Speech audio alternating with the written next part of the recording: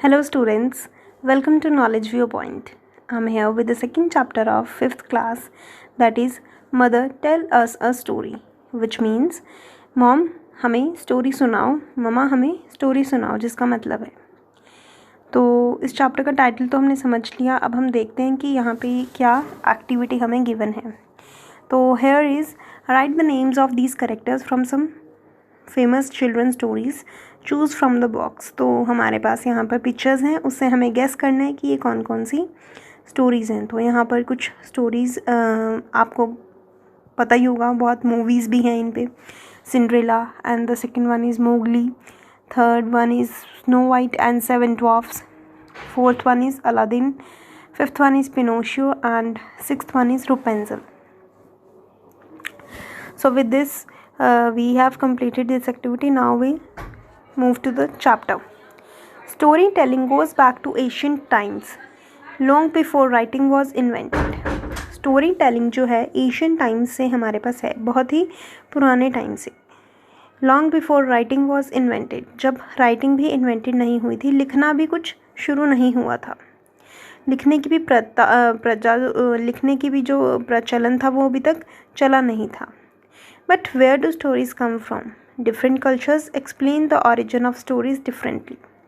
This popular folk tale from Africa describes how a woman found stories for her children. तो हमारे पास यहाँ पर ये कहा गया है कि ये स्टोरीज़ कहाँ से आई, किसने इनका इन्वेंशन किया, कौन कौन से डिफरेंट कल्चर्स थे जहाँ से स्टोरीज़ का ओरिजिन हुआ, जहाँ से स्टोरीज़ बननी शुरू हुई. तो ये जो हमारा चैप्टर है ये ऐसी ही एक फोक टेल के बारे में है जो हमें बताएगी कि स्टोरीज़ जो है वो कैसे ओरिजिनेट हुई. तो let us start with the section 1 of this story. Mother tell us a story. मांझा's children said when they sat around the fire at night. तो मांझा जो है यहाँ पर एक लेडी का नाम है एंड उसके जो बच्चे होते हैं, उसके जो चिल्ड्रन होते हैं, वो कहते हैं mama tell us a story, हमें स्टोरी सुनाओ. When they sat around a fire night, जब वो रात को फायर के पास बैठते हैं, आग के पास बैठते हैं. तो Manjha couldn't think of a story. उसको तो कुछ स्टोरी का पता ही नहीं है, तो वो सोच ही नहीं पा रही है कुछ. हाउएवर हार्ड शी थॉट, कितना भी वो कोशिश कर रही है, कितना भी ज़्यादा वो सोच रही है, लेकिन उसको कोई स्टोरी नहीं समझ आ रही है. No one else in the village knew stories, और किसी को उस विलेज में, उस गांव में किसी को स्टोरीज़ के बारे में पता भी नहीं है. तो ये था हमारा first paragraph. Now the village where the story seeking children lived was in Zulu land in Africa. ये बात कहाँ की हो रही है? ये एक अफ्रीका में एक विलेज है जिसका नाम है ज़ुलू लैंड. वहाँ के बच्चे हैं जो स्टोरी सुनना चाहते हैं. पीपल हंटेड फॉर मीट और tiled the land in the village. यहाँ पर लोग कैसे रहते हैं, कैसे उनका खान पान है, तो वो हंटिंग करते हैं या क्रॉपिंग करते हैं, जिसकी वजह से जैसे हंटिंग करके वो मीट खाने के लिए लेकर आते हैं किसी एनिमल का, या टिलिंग करते हैं. टिलिंग मीन्स कि लैंड को क्रॉप प्रोडक्शन के लिए तैयार करना, एग्रीकल्चर के लिए तैयार करना. जब ज़मीन को हम खोदते हैं कुछ उगाने के लिए, उसे हम कहते हैं tilled the land. Sometimes they fished और कॉट क्रैब्स. कभी कभी, समटाइम्स मतलब कभी कभी, दे फिश्ड का मतलब कि कभी कभी वो फिश लाते हैं, कभी कभी उन्हें क्रैब्स मिल जाते हैं. क्रैब्स क्या होते हैं? केकड़े. The villagers who were clever with their hands wove baskets and made wooden carvings. जो विलेजर्स थे जो कि अपने हाथों में उनके बहुत कला थी. क्लेवर का मतलब होता है चुस्त होना. तो जो वो विलेजर्स थे, वो जो गांव के लोग थे, उनके हाथों में कला थी. वो बहुत अपने हाथों से हैंडी क्राफ्ट्स बनाते थे. तो they wove baskets and made wooden carvings. Wove का मतलब क्या होता है? सिलना, वीविंग करना. तो उसे कहते हैं हम सिलना. तो वो अपने हाथों से बास्केट्स बनाते थे, टोकरियाँ बनाते थे. And made a wooden carvings. और वुडन की कार्विंग्स मतलब एक लकड़ को छील कर उसे कार्व करना, नए नए उसमें डिज़ाइंस बनाना, उसे हम कहते हैं carving. The cleverest of them was Jenjile. तो उनमें से क्लेवरेस्ट कौन था, मतलब सबसे ज़्यादा चुस्त कौन था, सबसे ज़्यादा चालाक, सबसे ज़्यादा इंटेलिजेंट कौन था? जेंजिले. जेंजिले कौन है? मांझा's हस्बैंड. तो जेंजिले कौन है? मांझा का हस्बैंड है. He carved words, trees, plants, flowers and animals. उसने क्या क्या आज तक कार्व किया, बर्ड्स बनाए, वुड के ट्रीज बनाए, प्लांट्स बनाए, फ्लावर्स भी बनाए और तो और उसने एनिमल्स भी बनाए। However he new no stories, लेकिन उसे कोई भी स्टोरीज नहीं पता। वन डे क्या होता है, एक दिन Zenzele told Manja go look for stories, I will look after our home and children. तो एक दिन क्या होता है, जेंजिले मांजा को कहता है कि तुम जाओ स्टोरीज़ की सर्च में जाओ, स्टोरीज़ ढूंढो, मैं घर का ध्यान रखूँगा और बच्चों का भी ध्यान रखूँगा। तो मांजा thought it was very good idea. तो मांजा को लगा ये तो बहुत अच्छा आइडिया है। She packed some food and kissed her children with her basket on her head and the colourful beads on her dress swinging. तो वो कुछ खाना पैक करती है और अपने बच्चों को किस करती है, with her basket on her head, और अपने सिर पर एक टोकरी रखकर चल पड़ती है। और क्या लिखा है कि and colourful beads on her dress swing. Colourful beads मतलब मोतियों की माला जैसे गले में डाली होती है, तो वो स्वे कर रहे हैं, इधर उधर उछल रही है वो माला, मतलब स्वे कर रही है। Manja set out to look for stories. अब वो निकल चुके थे घर से बाहर स्टोरीज की सर्च में।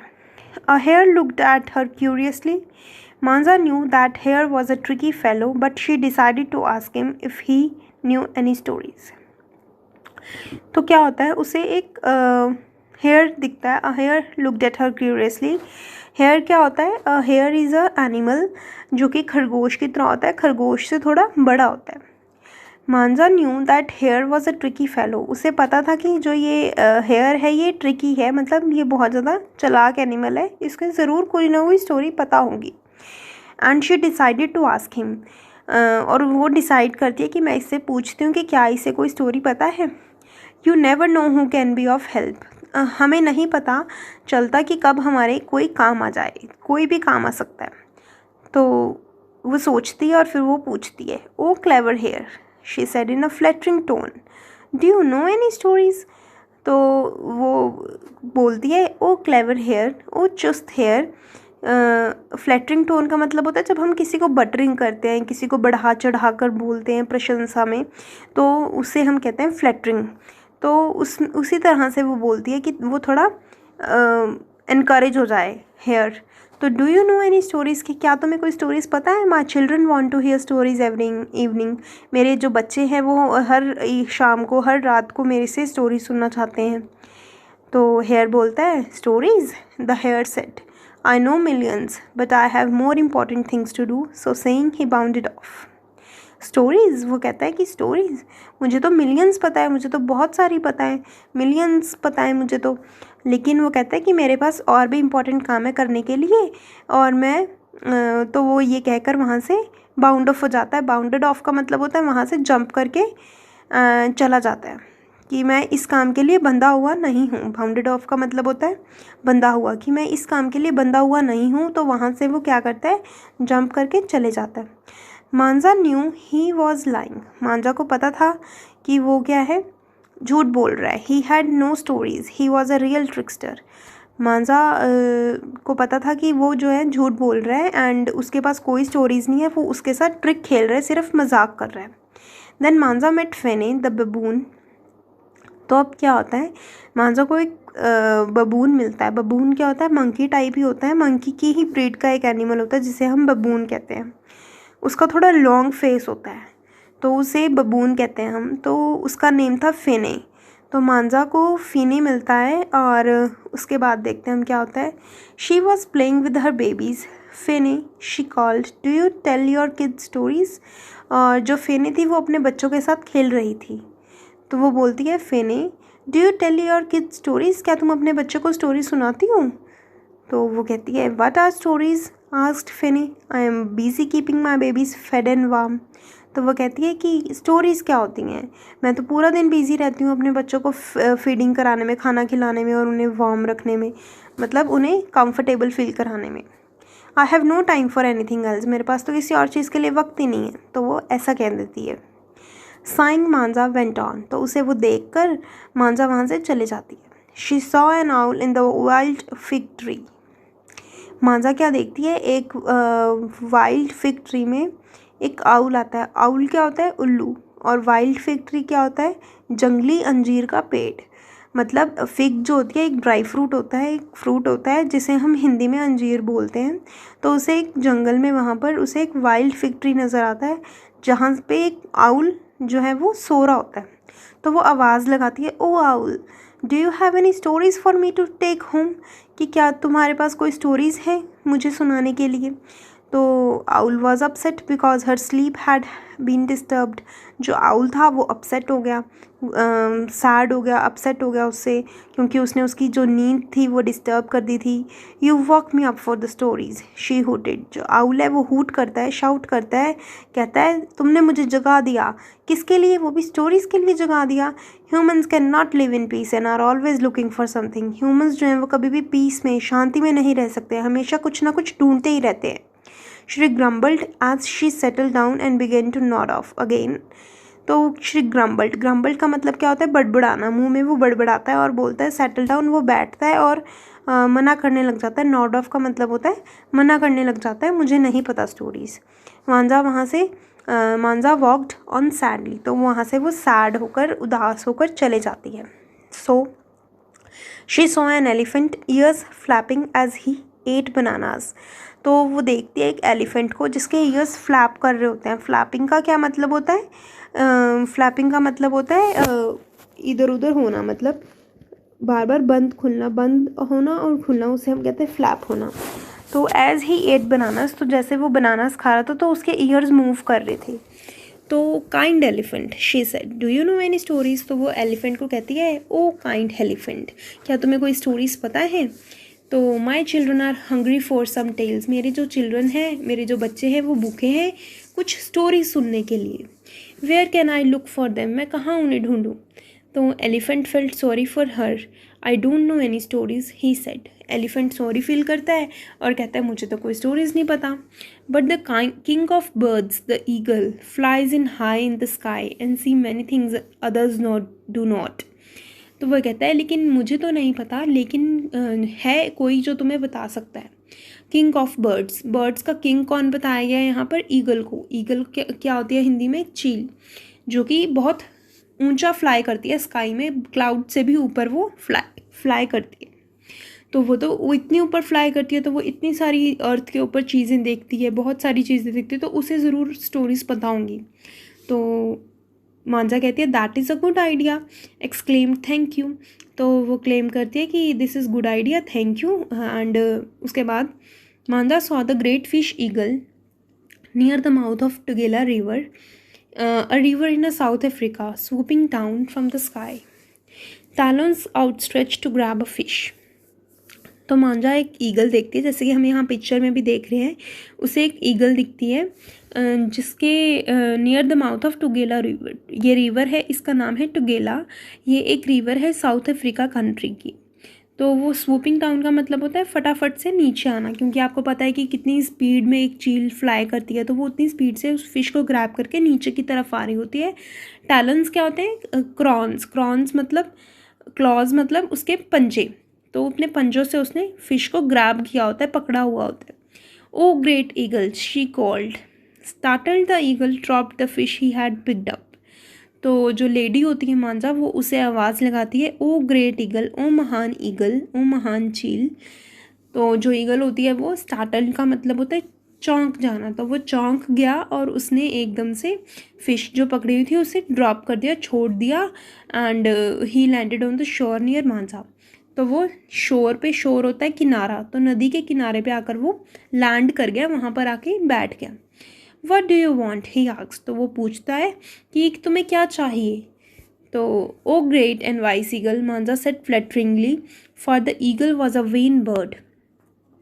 तो वो कहती है फ्लैटरिंगली, कहती है फ्लैटरिंगली। अगेन इस वर्ड का मीनिंग यही होता है जब हम किसी को बटरिंग कर रहे होते हैं, जब किसी की हम प्रशंसा में, किसी की बहुत बढ़ा चढ़ाकर किसी को कुछ बताते हैं, तो इसका मतलब वही होता है फ्लैटरिंग टोन। तो वो कहती है O great and wise eagle, ओ महान एंड समझदार चील, क्या तुम्हें कोई स्टोरीज़ पता है? My children are hungry for stories but we have none. तो do you know of any, क्या तुम्हें कोई स्टोरी पता है? तो यहाँ पे एक और वर्ड आया था हमारे पास वेन, जिसका मतलब होता है कि अपने आप पे प्राउड फील करना। तो चील एक अपने आप में इतना प्राउड फील करती है, वो इतना ऊंचा फ्लाई करती है, तो वो अपने आप में एक प्राउड बर्ड है। ठीक है, तो नेक्स्ट भी हम रीड करते हैं। Then I take back to them, तो अगर तुम मुझे स्टोरी बता दोगी तो मैं वापस चली जाऊंगी। Well the eagle said feeling important, I am wise but I am only of things on the earth, I only know of things on the earth. तो वो कहता है, ईगल कहता है कि उसे बड़ा ही इंपॉर्टेंट फील होता है कि मैं बहुत इंपॉर्टेंट हूँ, मुझसे ये स्टोरीज़ पूछ रही है। तो वो बड़ा ही उसमें कहता है कि मैं वाइज तो हूँ, मैं समझदार तो हूँ, लेकिन मुझे तो सिर्फ ये पता है कि धरती पे क्या हो रहा है। There is one who knows the secrets of deep dark ocean. यहाँ पर एक और है, एक और इंसान है जो तुम्हें गहरे सीक्रेट्स बता सकता है, गहरे राज बता सकता है, डार्क ओशन के, समुंदर के गहरे राज बता सकता है तुम्हें कोई। Perhaps he could help you, शायद, परहैप्स का मतलब होता है शायद, शायद वो तुम्हारी मदद कर दे। I will try and call him for you, तो मैं ट्राई करता हूँ और उसे तुम्हारे पास लाने की कोशिश करता हूँ। Stay here and wait for me, यहीं पर रहो और मेरा इंतज़ार करो। So Manja waited for the fish eagle to return, तो मांजा जो है वो वेट करती है फिश ईगल का वापस आने के लिए। ठीक है, तो ये था हमारा section 1। Hope you like it, and today we will do only this section of the story because it is a little bit long story, so that's why we will end it here. And please do like, share and subscribe my channel, and मुझे comment कर कर ज़रूर बताइएगा कि आपको story कैसी लगी, and कुछ suggestions please also share with me.